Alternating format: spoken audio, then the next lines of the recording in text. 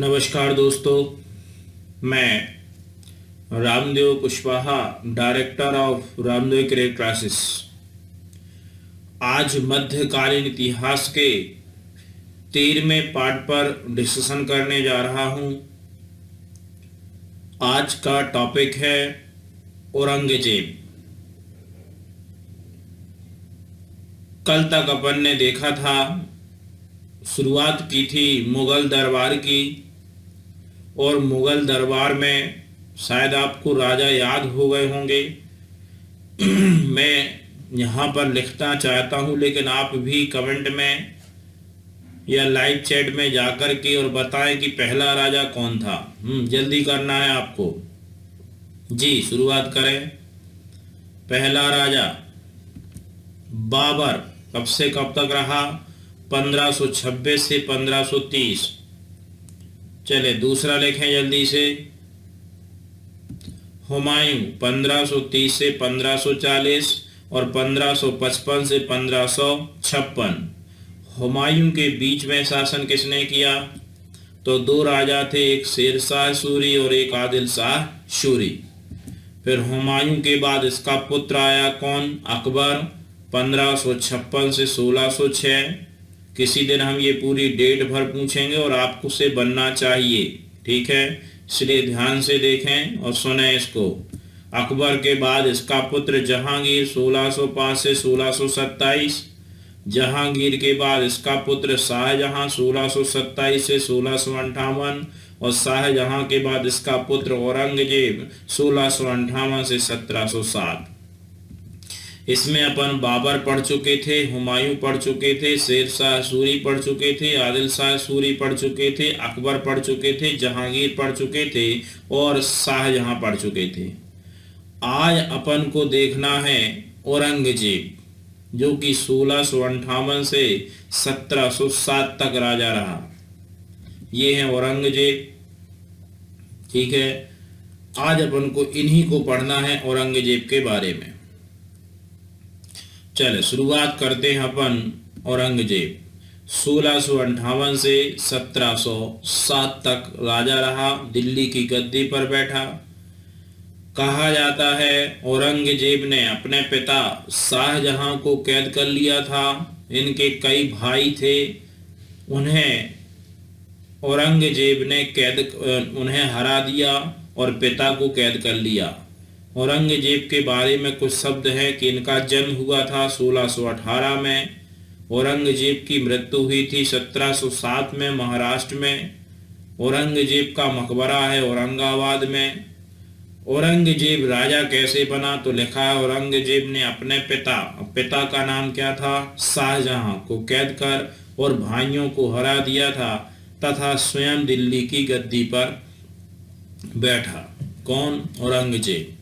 औरंगजेब ने 1658 दो बार राज्याभिषेक करवाया, एक 1658 में और 1659 में। तो कितनी बार राज्याभिषेक किया? दो बार।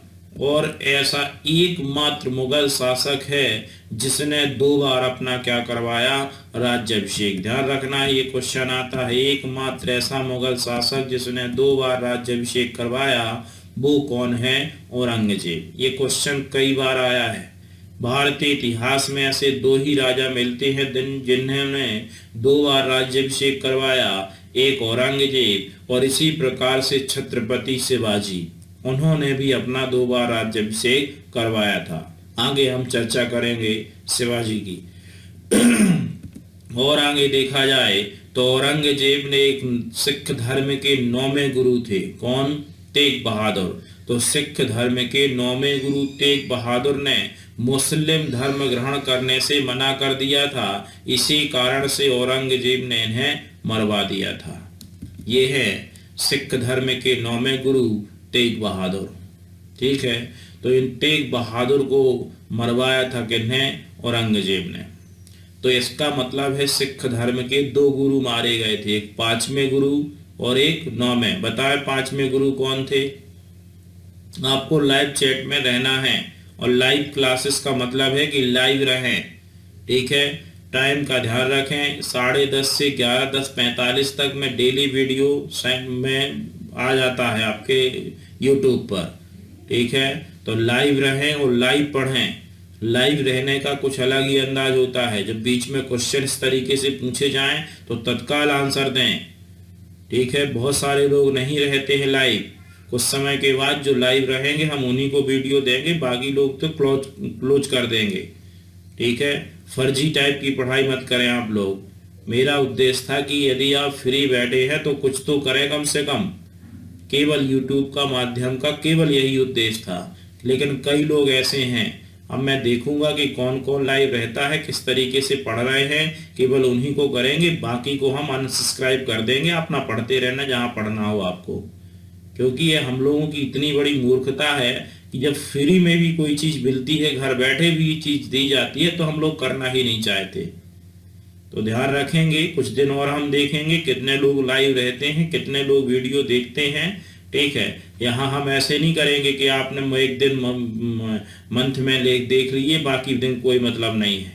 हम उनको धीरे धीरे अनसब्सक्राइब करना शुरू कर देंगे। ठीक है, इसलिए डेली देखेंगे कि कौन पढ़ रहा है, कौन आंसर दे रहा है, किस तरीके से आप लाइव क्लास पढ़ते हैं।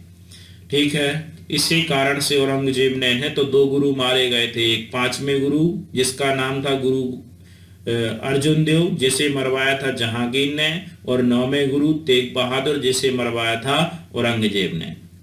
तो ये भी याद रखना है, 2 सिख गुरु मारे गए थे। और कहा जाता औरंगजेब पक्का कट्टर मुसलमान था। कैसा है? कट्टर मुस्लिम।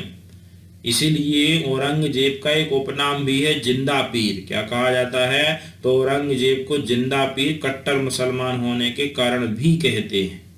ठीक है, इसी के द्वारा दिल्ली में मोती मस्जिद, अब मोती मस्जिद भी 2 हैं, एक दिल्ली में है और एक आगरा में है।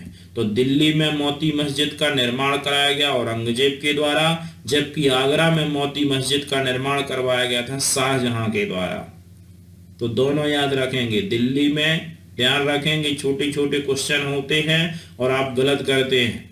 दिल्ली में मोती मस्जिद का निर्माण करवाया गया औरंगजेब के द्वारा, और आगरा में मोती मस्जिद का निर्माण करवाया गया शाहजहां के द्वारा। हम दिल्ली की आपको मोती मस्जिद दिखा रहे हैं, ये है दिल्ली की मोती मस्जिद। ठीक है, तो दिल्ली की मोती मस्जिद का निर्माण किसके द्वारा करवाया गया था? औरंगजेब के द्वारा।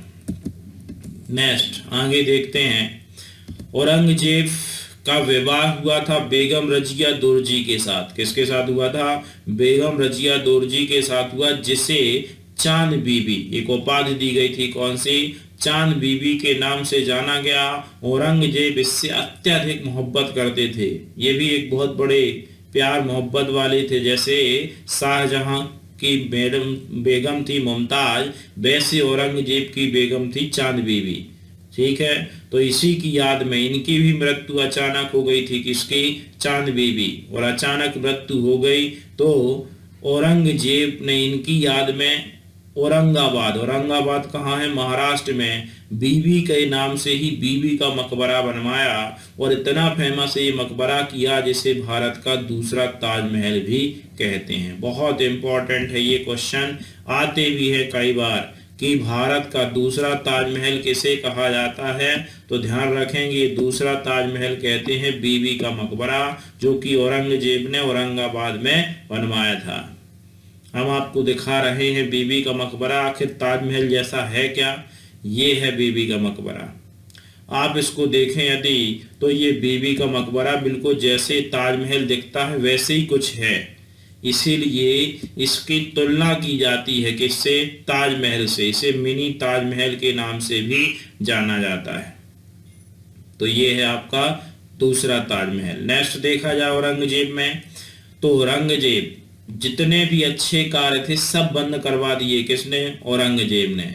एक आपको याद हो जजिया कर, तो इसने जो जजिया कर चल रहा था, वो जजिया कर अकबर ने क्या किया था? समाप्त। इसने वो जजिया कर फिर से क्या करवा दिया?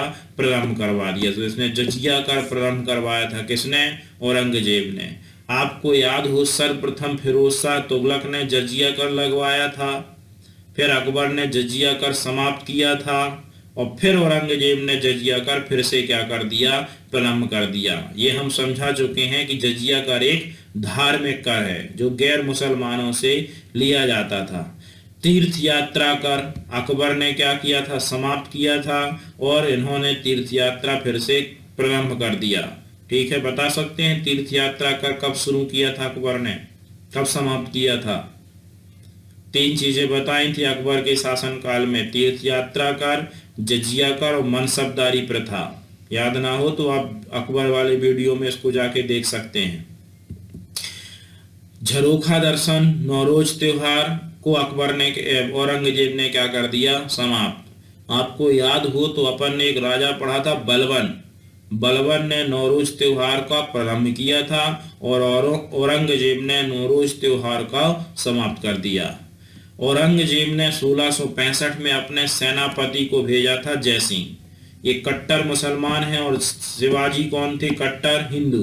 तो इन्होंने अपने सेनापति जयसिंह से कहा कि हमारे शासन काल में ये हिंदू राजा शिवाजी कैसे फल फूल रहा है, इसे मारा जाए। तो 1665 में औरंगजेब ने सेनापति जयसिंह को बुलाया और शिवाजी को मारने के लिए भेजा।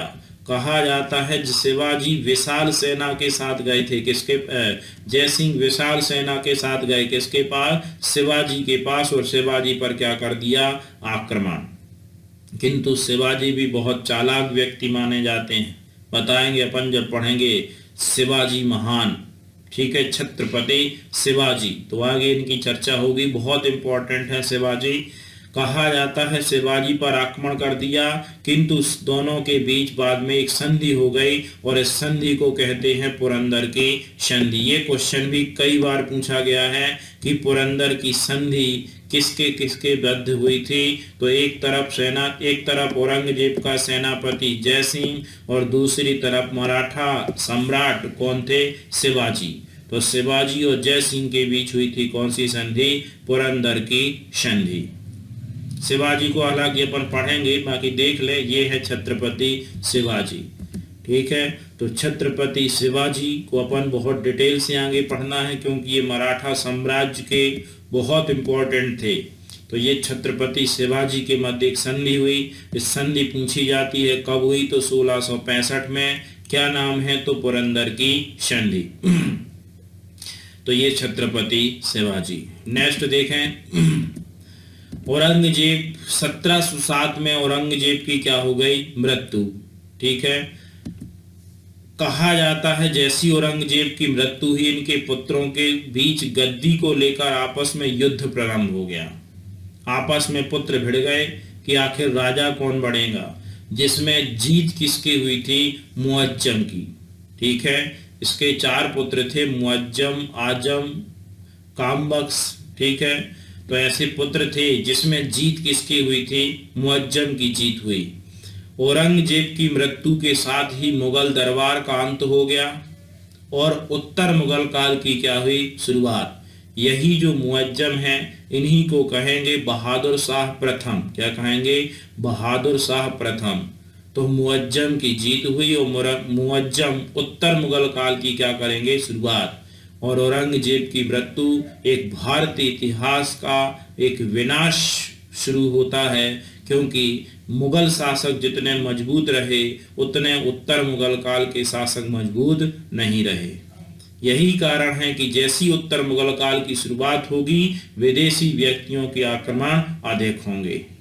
तो औरंगजेब की मृत्यु के साथ ही मुगल दरबार का अंत होगा और उत्तर मुगल काल की क्या होगी, शुरुआत होगी। आज के लिए इतना ही। इसके आगे की चर्चा हम कल के वीडियो में करेंगे। आज विश्व पर्यावरण दिवस है, सभी लोगों को बहुत बहुत बधाई। ये बात ध्यान रखें कि हम पर्यावरण से ऊंचे नहीं हैं। हर व्यक्ति, हर जीव, हर मनुष्य की ये जिम्मेदारी है कि हम इस पर्यावरण को बचाएं ताकि हम भी सुरक्षित रहें, क्योंकि पर्यावरण सुरक्षित रहेगा तभी ये जीव जंतु सुरक्षित रहेंगे, अन्यथा विनाश संभव है। और आज आप देख रहे हैं कि मनुष्य ने अपने आप को प्रकृति से ऊपर समझ लिया था और उसका विनाश दिखा दिया प्रकृति ने कि बड़ा मनुष्य नहीं है, बड़ी प्रकृति है। इसलिए एनवायरनमेंट, पर्यावरण को बचाएं। विश्व पर्यावरण दिवस की विश्व environment day, world environment day की सभी को बहुत बहुत शुभकामनाएं। घर पर रहें, सुरक्षित रहें और पढ़ाई करते रहें। Thank you.